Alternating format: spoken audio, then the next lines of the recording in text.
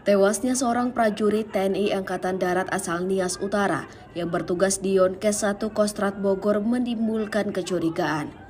Awalnya kesatuan dari Bogor menginformasikan tewas karena gantung diri. Orang tua dan pihak keluarga dari Prada Prima Salegea di Desa Fululu Saloo, Kecamatan Sitoloori, Kabupaten Nias Utara, Sumatera Utara, meminta keadilan hukum.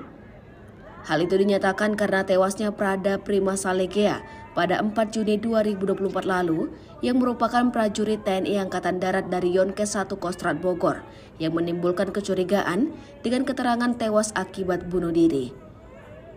Dari Bogor dan setibanya jenazah korban di rumah duka di Kabupaten Nias Utara, pihak keluarga menemukan kejanggalan di bagian leher korban, yakni bekas tali terlilit seperti kalung, sehingga sangat jauh berbeda jika dibandingkan dengan korban yang gantung diri.